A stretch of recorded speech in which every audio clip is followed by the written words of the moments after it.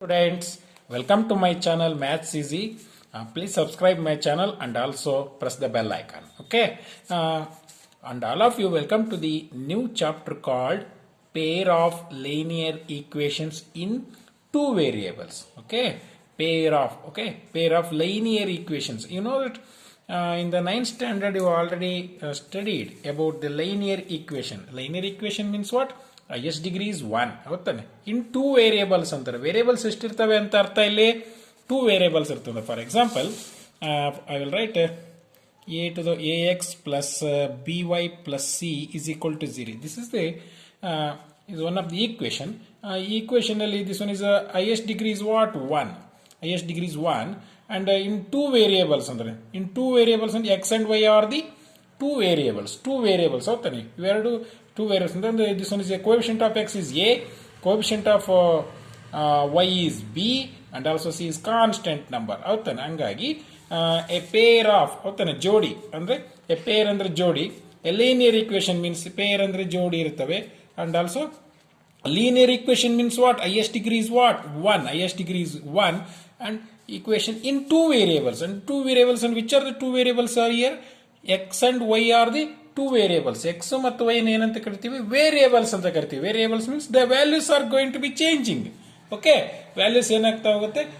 Change ಆಗ್ತಾ ಹೋಗುತ್ತೆ. Okay, I will write then example a1 x b1 y plus c1 is equal to 0 and I will write another equation a2 x plus b2 y plus c2 is equal to 0. And these are the two equations.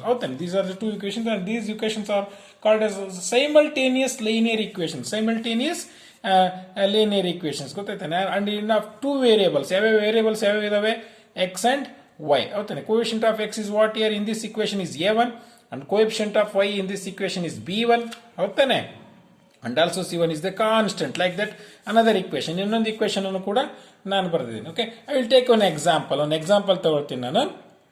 ಒಂದು example in a school, ಒಂದು ಸ್ಕೂಲ್ನಲ್ಲಿ total number of students ಎಷ್ಟಿದ್ದಾರೆ? Total number of students ಒಂದು ಸ್ಕೂಲ್ನಲ್ಲಿ, for example small school, ಒಂದು ಸ್ಕೂಲ್ನಲ್ಲಿ total number of students 20 ಇದ್ದಾರೆ ಅಂತ ಹೇಳ್ಕೊಂಡು ಹೋಗ್ತಾನೆ.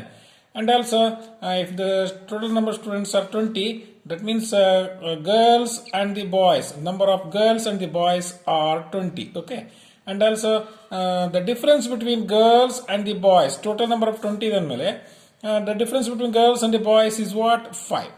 ಹಾಗಿದ್ದ ಮೇಲೆ how can you write in equation ಅಲ್ಲಿ ಯಾವ ರೀತಿ ಬರೀಬಹುದು ಈ ಎಕ್ಸಾಂಪಲ್ ಅನ್ನೋದಾದ್ರೆ, I will take number of girls as x, okay, and also number of boys as y. Okay, number of boys as y. ಹೌದಾನೆ, ಗರ್ಲ್ಸ್ x ಅಂತ ತಗೊಳ್ತೀನಿ, boys y ಅಂತ ತಗೊಳ್ತೀನಿ. ಈಕ್ವೇಶನ್ ಬರೆಯೋದಾದ್ರೆ total number of students girls ಮತ್ತು boys ಎಷ್ಟಿದ್ದಾರೆ? x plus y is what? 20. and also the difference between girls and the boys is x minus y is what? 5. Okay, and these are the two equations. ಈ ಎರಡು equations ನಾವು ಏನಂತ ಕರಿತೀವಿ? a pair of linear equations in two variables. ಹೌದಾನೆ, linear equations ಇದಾವೆ. These are linear equations. Why it is called as linear equation? Because the highest degree is what? 1. highest degree ಏನಿರುತ್ತೆ? ಇಲ್ಲಿ 1 ಇರುತ್ತೆ. That's why it is called as linear equations. ಹೌದಾನೆ, ಇಲ್ಲಿ ಆದ್ರಿಂದ ಇವನ್ ಏನಂತ ಕರೀತಾರೆ? linear equations ಅಂತಾನೆ ಕರೀತಾರೆ. ಹೌದಾನೆ, ಇವೆರಡನ್ನು ಸಾಲ್ವ್ ಮಾಡ್ಕೊಂಡು ನಾವು can calculate the value of X and value of Y ಅನ್ನ ನಾವು ಕ್ಯಾಲ್ಕುಲೇಷನ್ ಅನ್ನ ನಾವು ಮಾಡ್ಬೋದು. ಓಕೆ, ಇಷ್ಟಕ್ಕೆ ನಾನು ನಿಲ್ಲಿಸಿರ್ತೀನಿ, ಯಾಕಂದ್ರೆ ಮುಂದೆ ನೀವು ಸಾಲ್ವ್ ಮಾಡ್ಕೊಂಡು ಎಕ್ಸ್ ಮತ್ತು ವೈ ಬೆಲೆಗಳನ್ನು ನೀವು ಕಂಡುಹಿಡಿಬಹುದು. ಓಕೆ, ಈ ಎಕ್ಸಾಂಪಲ್ ಇಂದ ನಮ್ಗೆ ಏನ್ ಗೊತ್ತಾಗುತ್ತೆ ಅಂದ್ರೆ ಯಾವ ರೀತಿ ನಾವು ಈಕ್ವೇಶನ್ಸ್ ಅನ್ನ ನಾವು ಬರ್ಕೋಬಹುದು ಅಂತ ಹೇಳಿ, ಅಂದ್ರೆ ಲೈನಿಯರ್ ಈಕ್ವೇಶನ್ಸ್ ಯಾವ ರೀತಿ ಇರ್ತವೆ ಅನ್ನೋದು ನಮಗೆ ಗೊತ್ತಾಗುತ್ತೆ. And what is the definition of linear equation? Definition. I am writing the definition now. Definition, linear equation definition ನಾವೇನಂತ ಕರಿಬಹುದು? An equation. Okay, I will write the definition. An equation in the form of ax plus by plus c is equal to 0. Okay, an equation is of the form ax plus by plus c is equal to 0. ಈ linear equations ಯಾವ ರೀತಿ ಇರ್ತವೆ?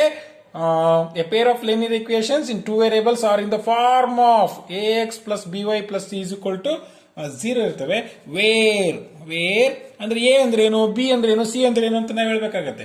A, B and C are real numbers.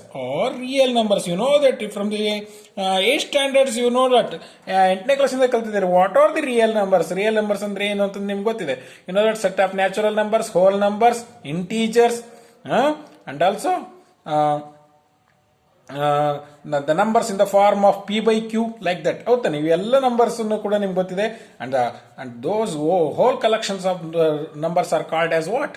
ಆ real numbers. ನಾವೆಲ್ಲವನ್ನೂ ಸೇರಿ ನಾವೇನಂತ ಕರಿತೀವಿ? Real numbers ಅಂತ ಕರಿತೀವಿ. ಅಂದ್ರೆ ABC ಅಂದ್ರೆ ಏನಪ್ಪ? ABC ಅಂದ್ರೆ ಏನು? The ABC means these are real numbers. ಇಲ್ಲಿ ರಿಯಲ್ ನಂಬರ್ಸ್ ಇರ್ತವೆ ಅಂತ ಅರ್ಥ. ರಿಯಲ್ ನಂಬರ್ಸ್ ಇರ್ತವೆ. ನೀವು ನೋಡಿ ಎಕ್ಸ್ ಅಂಡ್ ವೈ ಅಂದ್ರೆ ಏನಂತ ಅರ್ಥ? ಎಕ್ಸ್ ಅಂಡ್ ವೈ ಅಂದ್ರೆ ಏನು? These are two variables in the X and Y. X and Y ನಲ್ಲಿ ಟೂ ವೇರಿಯೇಬಲ್ಸ್. ಹಂಗಿದ್ದ ಮೇಲೆ ಇವೇ ಲೆಟರ್ಸ್ ಇರಬೇಕಂತ ಏನಿಲ್ಲ. ಎ ಇಂದ ಝೆಡ್ ವರೆಗೂ ಯಾವ ಲೆಟರ್ಸ್ ಆದ್ರೂ ಇರಬಹುದು. ನಾ ಇಲ್ಲಿ ಬರೆದಿರುವಂತ ಎಕ್ಸಾಂಪಲ್ ನಲ್ಲಿ ಎ ಮತ್ತು ಎಕ್ಸ್ ಮತ್ತು ವೈ ಏನಾದ್ರು ವೇರಿಯೇಬಲ್ಸ್ ಆಗಿದಾವೆ. And ABC are real numbers and one condition is there, and A and B are not equal to 0. That's very important. A and B ಏನಾಗಿರಬಾರ್ದು? Are not equal to 0. ಹಾಗಾದ್ರೆ real numbers ಅಂತ ಹೇಳ್ಬಿಟ್ರಿ. Real numbers ಅಲ್ಲಿ 0ನೂ ಬರುತ್ತೆ. ಹಾಗಾದ್ರೆ ಮೇಲೆ 0 ಹಾಕ್ಬೋದ ಅಂದ್ರೆ no, 0 ಹಾಕಕ್ ಬರಲ್ಲ. ಇಲ್ಲಿ 0 ಬರೋದಿಲ್ಲ. ಎ ಮತ್ತು ಬಿ ಗೆ 0 ಬರಲ್ಲ. ಯು ಕ್ಯಾನ್ ಆಡ್ ಸಿ ಗೆ 0 ಹಾಕೋಬಹುದು, ಬಟ್ ಎ ಅಂಡ್ ಬಿ ಗೆ ಆರ್ ನಾಟ್ ಈಕ್ವಲ್ ಟು 0 ತಾನೆ. ಅಂದ್ರೆ A not equal to 0, B not equal to 0. That is very important. Real numbers ಅಂತ ತಕ್ಷಣ 0ನೂ ತಗೋಬೇಕಂತ ಏನಿಲ್ಲ. 0 ತಗೊಂಡ್ಬಿಟ್ರೆ ಏನಾಗುತ್ತೆ? It will not become a pair of linear equation ಆಗೋದಿಲ್ಲ ಇದು. ಹೌದಾನೆ? ಆಗಿದ್ದ ಮೇಲೆ ಇಲ್ಲಿ A not equal to 0, B not equal to 0 ತಾನೆ. ABC ಆರ್ ರಿಯಲ್ ನಂಬರ್ಸ್ ಇವು 0 ಆಗಿರಬಾರ್ದು ಅಂತ ಹೇಳಿದರು. Not equal to 0 is called a linear equation in two variables. ಯಾವ ಟೂ ವೇರಿಯೇಬಲ್ಸ್ ಯಾವ್ಯಾವ ಇಲ್ಲಿ ನೋಡ್ರಿ? ಎಕ್ಸ್ ಮತ್ತು y. In two variables x and y. ಈ ಈಕ್ವೇಶನ್ ಸಂಬಂಧಪಟ್ಟಂಗೆ ಟೂ ವೇರಿಯೇಬಲ್ಸ್ ಯಾವುವು? ಎಕ್ಸ್ ಮತ್ತು ವೈ. ಟೂ ವೇರಿಯೇಬಲ್ಸ್ ಎಕ್ಸ್ ಮತ್ತು ವೈ ಆಗಿದ್ಮೇಲೆ what is the definition of linear equation of two variables? An equation in the form of AX plus BY plus C is equal to 0. ಈ form ನಲ್ಲಿ ಇರಬೇಕದು. ಆದ್ರೆ A and B C are real numbers. ABC are real numbers ಅಂತ ತಕ್ಷಣ ಎಲ್ಲ numbers ತಗೊಳಕ್ ಬರಲ್ಲ. And A and B are not equal to 0. That's very important. ಇದು ನಾಟ್ ಈಕ್ವಲ್ ಟು ಇರಬಾರ್ದು. 0 ಇರಬಾರ್ದು, 0 ಸಮ ಇರಬಾರ್ದು. ಹೊತ್ತಾನೆ?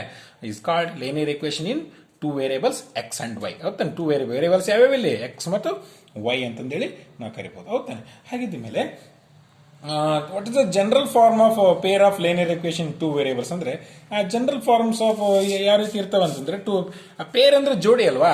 ಜನರಲ್ ಫಾರ್ಮ್ ಯಾವ ರೀತಿ ಇರ್ತವೆ ನೋಡಿ? ಈ ರೀತಿ ಇರ್ತವೆ. ಜನರಲ್ ಫಾರ್ಮ್ ನಲ್ಲಿ ಈ ರೀತಿ ಇರ್ತವೆ. A1x plus B1 plus C1 is equal to 0. A2x plus B2y plus C2 is equal to 0. ಹಂಗಿದ್ಮೇಲೆ A1 B1 A1 A2 B1 B2 and also C1 C2 ಅವೆಲ್ಲ ಏನು? These are real numbers. ಹೌದಾನೆ? ಇದ್ರಲ್ಲಿ ನಿಮ್ಗೆ ಗೊತ್ತಿದೆ ನಿಮಗೆ. A1 A2 B1 B2 and C1 C2 ಇವೆಲ್ಲ ಏನಾಗಿರ್ಬೇಕು? Real numbers. ಹೌದಾನೆ? ಇವೆಲ್ಲ real numbers. And condition is what? A1 B1 not equal to 0, A2 B2 not equal to 0. ಏನಾಗಿರಬಾರ್ದು?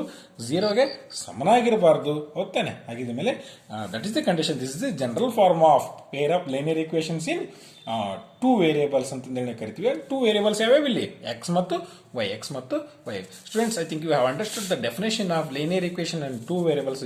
ಈ ಡೆಫಿನೇಷನ್ ನಿಮಗೆ ಅರ್ಥ ಆಗಿದೆ ಅಂತ ನಾನು ಅನ್ಕೊಂಡಿದ್ದೀನಿ. Okay, I will move to the next segment. ಇದರಲ್ಲಿ ನೆಕ್ಸ್ಟ್ ಇಂಟ್ರೊಡಕ್ಷನ್ ಪಾರ್ಟ್ ಅಲ್ಲಿ ಹೋಗ್ತೀನಿ. There are two methods of solving the simultaneous equation in two variables. ಅಂದ್ರೆ two methods ಇದಾವೆ. There are two methods. Which are the two methods? ಯಾವ two methods ಇದಾವೆ ಅಂತಂದ್ರೆ, the first one is graphical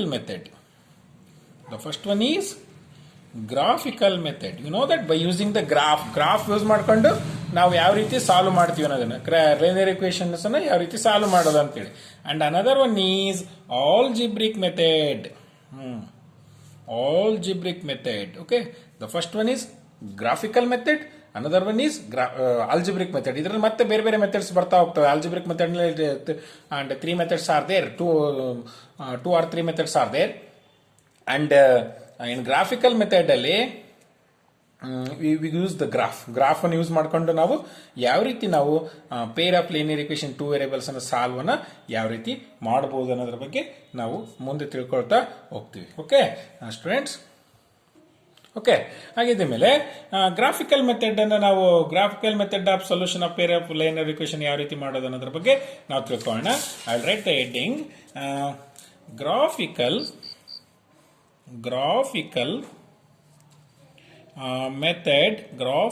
method of solution of a pair of linear equations. Okay, graphical method ಮೂಲಕ ನಾವು linear equations ಅನ್ನು ಯಾವ ರೀತಿ solutions ಅನ್ನು ನಾವು ಫೈಂಡ್ ಔಟ್ ಮಾಡಬಹುದು ಅನ್ನೋದ್ರ ಬಗ್ಗೆ ನಾವು ತಿಳ್ಕೊಳ್ಳೋಣ. I will right on two examples. I will write 1 or 2 examples here. 2x plus 4y is equal to 9. Is it a linear equation? Yes, this one is a linear equation. Highest degree is 1 ಇದೆ, ಹೌದಾ? and 2 variables ಇದಾವೆ, ಯಾವುದು x and y ಇದೆ. This is ax plus by plus c ಅಂದ್ರೆ c RHS ನಲ್ಲಿದೆ, ನಾನು LHS ತಗೊಂಡ್ರೆ minus 9 ಆಗುತ್ತೆ. Is it not? And 4x plus 6y is equal to 18. Okay, this is also a linear equation. ಯಾಕಂದ್ರೆ ನಾವು solution ಅನ್ನ find out ಮಾಡ್ಬೇಕಂದ್ರೆ ನಮಗೆ ಎರಡು ಇಕ್ವೇಶನ್ಸ್ ಇರಲೇಬೇಕು. ಎರಡು ಇಕ್ವೇಶನ್ಸ್ ನಾವು ಬಳಸಿಕೊಂಡು ನಾವೇನ್ ಮಾಡ್ತೀವಿ, ಲೀನಿಯರ್ ಇಕ್ವೇಶನ್ಸ್ಗೆ ಸೊಲ್ಯೂಷನ್ಸ್ ಅನ್ನು ಫೈಂಡ್ ಔಟ್ ಮಾಡ್ತೀವಿ. ಹಾಗಿದ್ದ ಮೇಲೆ ಈ ಗ್ರಾಫ್ ಅನ್ನು ಇದರ ಎರಡು ಈಕ್ವೇಶನ್ಸ್ ಅನ್ನ ಗ್ರಾಫ್ ಅನ್ನು ನಾನು ಡ್ರಾ ಮಾಡಿದಾಗ ಏನಾದ್ರೂ if the lines are intersecting like this, if the lines are intersecting, ಈ ರೀತಿ ಏನಾದ್ರೂ ಲೈನ್ಸ್ ಏನಾದ್ರೂ ಇಂಟರ್ಸೆಕ್ಟಿಂಗ್ ಆದವು ಅಂತಂದ್ರೆ, if the lines are intersecting, I am writing intersecting lines.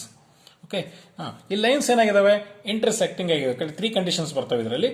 Lines ಏನಾದರೂ ಇಂಟರ್ಸೆಕ್ಟಿಂಗ್ ಆಗಿತ್ತು ಅಂತಂದ್ರೆ ವಿ ಹ್ಯಾವ್ ಒನ್ ಸೊಲ್ಯೂಷನ್. ಇದರಲ್ಲಿ ಏನಿರುತ್ತೆ, ಒನ್ ಸೊಲ್ಯೂಷನ್ ಸಿಗುತ್ತೆ ನಮಗೆ. ಇಲ್ಲಿ ಇಂಟರ್ಸೆಕ್ಟಿಂಗ್ ಪಾಯಿಂಟ್ ಸಿಗೋದ್ರಿಂದ ಇಲ್ಲಿ ಎಷ್ಟು ಸಿಗುತ್ತೆ ಸೊಲ್ಯೂಷನ್ಸ್, ಒನ್ ಸೊಲ್ಯೂಷನ್ಸ್ ಇರುತ್ತೆ. ಅಥವಾ ಇನ್ನು another name is one solution ಅಂತ ಕರೀತಾರೆ, ಅಥವಾ ಇನ್ನೊಂದು ಹೆಸರಿದೆ ಯೂನಿಕ್ ಸೊಲ್ಯೂಷನ್. ನೋಡಿ, ಈ ಪ್ರಾಬ್ಲಮ್ಸ್ ಅನ್ನು ಸಾಲ್ವ್ ಮಾಡಬೇಕಾದಾಗ we are using the graph ಅನ್ನು ಯೂಸ್ ಮಾಡ್ತೀವಿ ನಾವು. ಈ ಗ್ರಾಫ್ ನಲ್ಲಿ ಏನ್ ಬರ್ತವೆ ಅಂತಂದ್ರೆ ಆ ಎರಡು ಈಕ್ವೇಶನ್ಸ್ ಲೈನ್ಸ್ ಇಂಟರ್ಸೆಕ್ಟಿಂಗ್ ಲೈನ್ಸ್ ಬಂತು ಅಂತಂದ್ರೆ, ಇಂಟರ್ಸೆಕ್ಟಿಂಗ್ ಲೈನ್ಸ್ ಏನಾದ್ರೂ ಬಂತು ಅಂತಂದ್ರೆ ವಿ ಹ್ಯಾವ್ ಒನ್ ಸೊಲ್ಯೂಷನ್. ಅಂದ್ರೆ ಅರ್ಥ ಏನು, ಒನ್ ಸೊಲ್ಯೂಷನ್ ಇರುತ್ತೆ, or unique solution. Another name for one solution is what, unique solution. Okay, this is the first condition. And the second possibility is if they are parallel lines, ಏನಾದರೂ ಆ lines intersect ಆಗದೆ ಇದ್ರೆ parallel lines ಏನಾದರೂ ಬಂತು ಅಂತಂದ್ರೆ no solution. If the lines are parallel, ನೋಡ್ರಿ, intersecting ಇದ್ರೆ one solution ಬರುತ್ತೆ. If the lines are parallel, no solution. ಇಲ್ಲಿ ಯಾವುದೇ ಸೊಲ್ಯೂಷನ್ ಬರಲ್ಲ, ಯಾಕಂದ್ರೆ ಈ ಪ್ಯಾರಲಲ್ ಲೈನ್ಸ್ ಎಕ್ಸ್ಟೆಂಡ್ ಮಾಡಿದೆ ಅಂತೆಲ್ಲ ನಮಗೆ ಇಂಟರ್ಸೆಕ್ಟ್ ಆಗೋದೇ ಇಲ್ಲ. Will not going to be get any solution. ಆಗಿದ ಮೇಲೆ ಪ್ಯಾರಲಲ್ ಲೈನ್ಸ್ ಬಂತು ಅಂತಂದ್ರೆ ನೋ ಸೊಲ್ಯೂಷನ್, ಗೊತ್ತಾಗ್ತಲ್ಲ. ಹಂಗೆ and also third possibility is the lines are coincident lines. ಅಂದ್ರೆ ಒಂದ್ರ ಮೇಲೊಂದು ಕೂತ್ಕೊಳ್ತವೆ. ನೋಡ್ರಿ, ಫಸ್ಟ್ ಲೈನ್ ಈ ರೀತಿ, ಇನ್ನೊಂದು ಲೈನ್ ಅದ್ರ ಮೇಲೆ ಕೂತ್ಕೊಂಡಿದೆ. ಹಂಗಿದ್ಮೇಲೆ and the possibility is coincident lines. If the condition is like this, ಈ ರೀತಿ ಲೈನ್ಸ್ ಏನಾದರೂ ಬಂತು ಅಂತಂದ್ರೆ ಇನ್ಫೈನೈಟ್ ಮೆನಿ ಸೊಲ್ಯೂಷನ್ಸ್ ಬರುತ್ತೆ. Many solutions. Students, I think you have understood the 3 possibilities. ಈ ಗ್ರಾಫಿಕಲ್ ಮೆಥಡ್ ಅಲ್ಲಿ ನಾವು ಏನಾದರೂ ಲೀನಿಯರ್ ಇಕ್ವೇಶನ್ಸ್ ಅನ್ನ ಸೊಲ್ಯೂಷನ್ಸ್ ಅನ್ನು ಫೈಂಡ್ ಔಟ್ ಮಾಡಬೇಕಾದಾಗ ಲೈನ್ಸ್ ಏನಾದರೂ ಇಂಟರ್ಸೆಕ್ಟಿಂಗ್ ಬಂತು ಅಂದ್ರೆ ಒನ್ ಸೊಲ್ಯೂಷನ್, ಅಥವಾ ಇನ್ನೊಂದು ಹೆಸರೇನು ಯೂನಿಕ್ ಸೊಲ್ಯೂಷನ್ ಅಂತ ಕರಿತೀವಿ. ಒಂದೇ ಒಂದು ಸೊಲ್ಯೂಷನ್ ಬರುತ್ತೆ. And also if the lines are parallel ಇತ್ತು ಅಂತಂದ್ರೆ ನೋ ಸೊಲ್ಯೂಷನ್ಸ್, ಯಾವ ಸೊಲ್ಯೂಷನ್ಸ್ ಕೂಡ ಬರೋದಿಲ್ಲ. If the lines are coincident ಇತ್ತು ಅಂದ್ರೆ ಇನ್ಫಿನೈಟ್ಲಿ ಮೆನಿ ಸೊಲ್ಯೂಷನ್ಸ್ ಬರುತ್ತೆ. ನಿಮಗೆ ನೆಕ್ಸ್ಟ್ ಲೆಕ್ಕ ಮಾಡಬೇಕಾದಾಗ ಗೊತ್ತಾಗುತ್ತೆ ನಿಮ್ಗೆ. ಈ ರೀತಿ ಲೈನ್ಸ್ ಏನಾದರೂ ಬಂತು ಅಂದ್ರೆ ನೀವೇ ಹೇಳ್ಬಿಡ್ತೀರಿ, ಇಂಟರ್ಸೆಕ್ಟಿಂಗ್ ಬಂದಿದೆ, ಓನ್ಲಿ ಒನ್ ಸೊಲ್ಯೂಷನ್ ಬರುತ್ತೆ. ಪ್ಯಾರಲಲ್ ಇದೆ, ನೋ ಸೊಲ್ಯೂಷನ್ಸ್, ಯಾವ ಸೊಲ್ಯೂಷನ್ಸ್ ಬರಲ್ಲ. ಕೋಇನ್ಸಿಡೆನ್ಸ್ ಬಂದಾಗ ಮೆನಿ ಸೊಲ್ಯೂಷನ್ಸ್ ಬರ್ತವೆ ಅಂತಂದೇಳಿ ನೀವೇ ಹೇಳ್ತೀರಿ. In the next class we are going to understand the graphical method in terms of intersecting lines. Okay, intersecting lines in ಒಂದು ಎಕ್ಸಾಂಪಲ್ ತಗೊಂಡು ಈ ಒಂದು ಸೊಲ್ಯೂಷನ್ ಯಾವ ರೀತಿ ಬರುತ್ತೆ ಅನ್ನೋದ್ರ ಬಗ್ಗೆ ನಾವು ತಿಳಿದುಕೊಳ್ಳೋಣ. Okay, thank you.